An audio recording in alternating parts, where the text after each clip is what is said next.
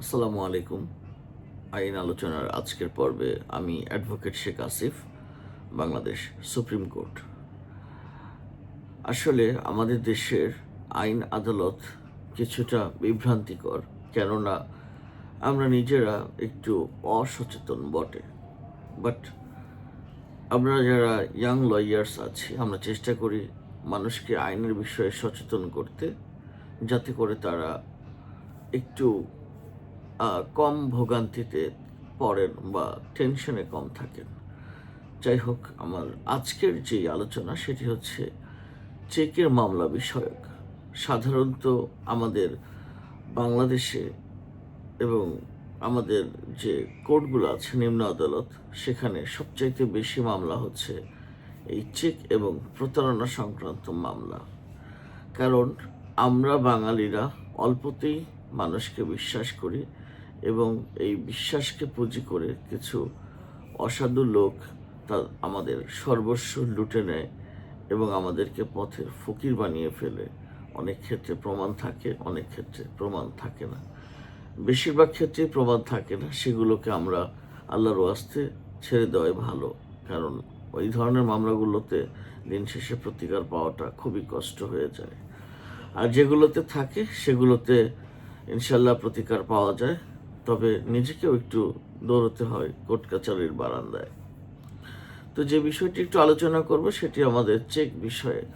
আমরা প্রতিনিয়তই কারো না কারোর সাথে ছোট কিংবা বড় ধরনের লেনদেন করে থাকি, টাকা দেনা পাওনা বিষয়ক হাওলাত দেওয়া এবং ফেরত নেওয়া সংক্রান্ত।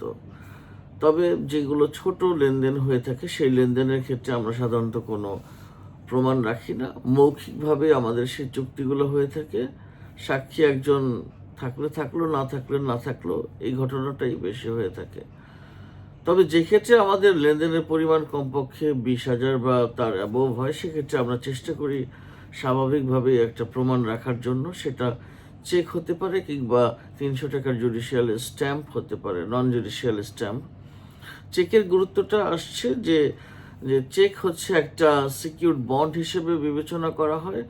আমাদের যে নেগোশিয়েবল ইনস্ট্রুমেন্টস অ্যাক্ট 1881 আছে, সেখানে একটা সিকিউরিটি বন্ড হিসেবে চেককে বিবেচনা করা হয়। এবং এই চেকের ক্ষেত্রে বেশিরভাগ ক্ষেত্রেই 85% ক্ষেত্রেই দেখা গেছে যে আসামের এগেনস্টে রায় হচ্ছে এবং তাকে জেল খাটতে হচ্ছে, না হয় টাকাটা দিতে হচ্ছে। This is for mandatory.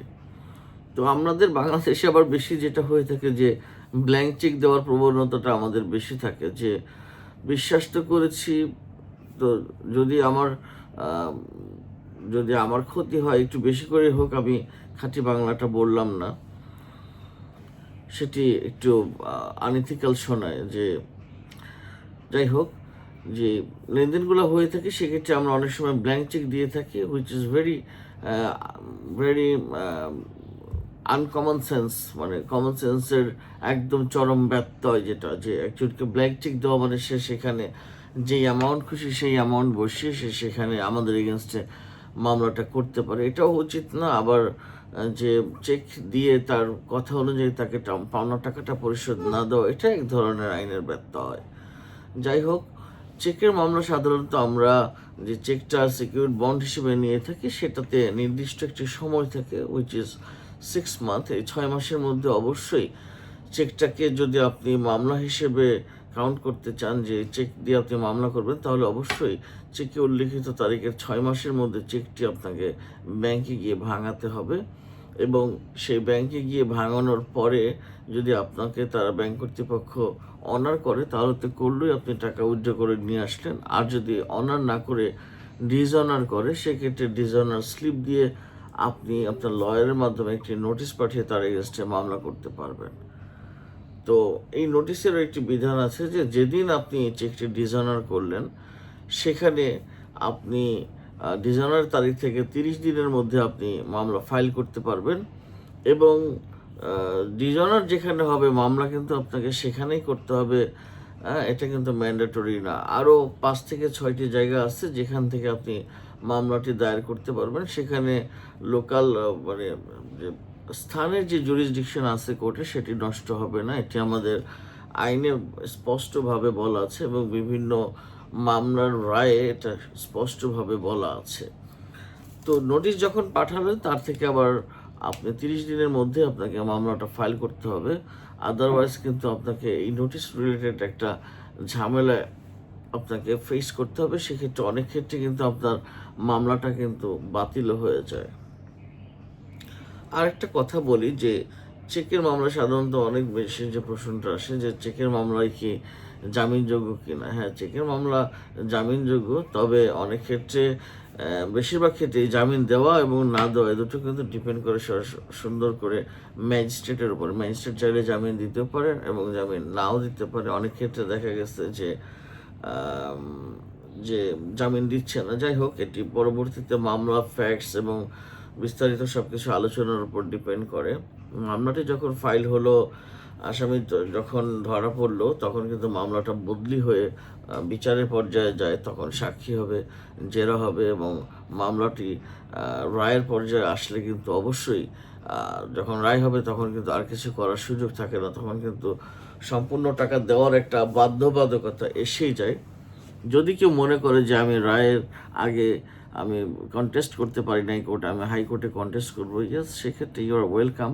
তখন সেক্ষেত্রে কিন্তু আপনাকে অবশ্যই মাথায় রাখতে হবে যে 50% টাকা যেটা আছে সেটা কিন্তু অবশ্যই আপনাকে কোর্টে জমা দিতে হবে চালান মারফত। দেন আপনি আপিল স্টেজে এসে আপিলের আপনার যুক্তিতর্কগুলো বা সাক্ষীগুলো পুনরায় উপস্থাপন করতে পারেন। সেক্ষেত্রে আমাদের সিআরপিসির 423 ধারা অনুযায়ী আপিল আদালতের কিন্তু অনেক ক্ষমতা আছে।